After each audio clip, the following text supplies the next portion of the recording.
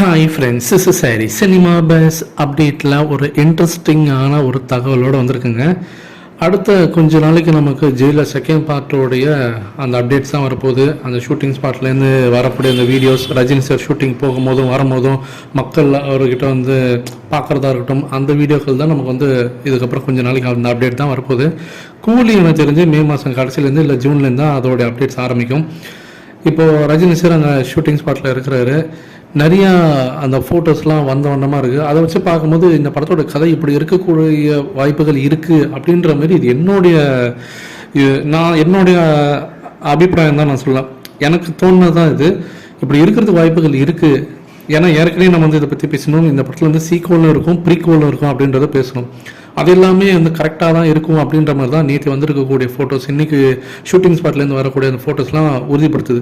நேற்றுக்கு ரம்யா கிருஷ்ணன் மேடம் இருக்கிறாங்க. அவங்க வந்து ஒரு கிராமத்தில் இருக்கிற மாதிரி தான் அந்த பேக்ரவுண்டு அந்த ஃபோட்டோ காட்டுது.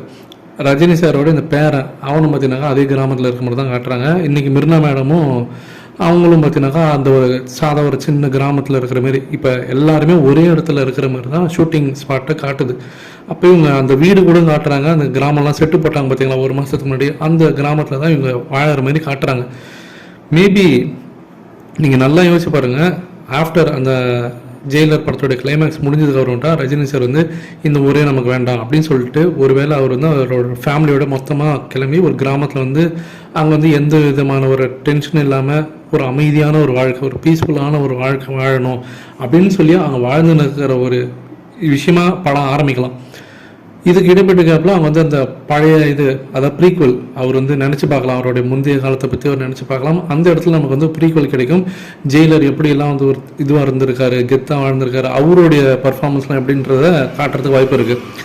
அதுக்கப்புறமாட்டா அந்த கிராமத்தில் அவங்க வாழ்ந்து நிற்கும் போது வில்லன்கள் ஆட்டோமேட்டிக்காக வந்து அவர் வந்து தொந்தரவு செய்கிற மாதிரி மீண்டும் அவர் பழைய ஜெயிலராக மாறி அவருடைய ஃபேமிலியை காப்பாற்றுறதுக்கு அவர் அடுத்த அவருடைய ஆட்டத்தை ஆரம்பிப்பார் அப்படின்ற மாதிரி தான் எனக்கு தோணுது. ஏன்னா ஜெயிலர் படத்தோடைய ஃபஸ்ட்டு பார்ட்டில் வில்லன் சாகும்போதே சொல்லுவார், எங்கேருந்து வேணால் எனிமே வருவான், இந்தியாவுக்குள்ளே எனக்கு நெட்வொர்க் இருக்குது அப்படின்ற மாதிரி நான் சொல்லியிருப்பான். அப்போ இவர் அமைதியாக ஒரு கிராமத்தில் போய் வாழ்ந்தாலுமே கூட வில்லன்கள் வந்து நம்ம அந்த அனௌன்ஸ்மெண்ட் வீடியோவில் பார்த்துருந்தோம். அவர் மீண்டும் பார்த்தீங்கன்னாக்கா ஃபுல் அண்ட் ஃபுல் வன்முறையில் அவர் இறங்குற மாதிரி தான் இருந்தது.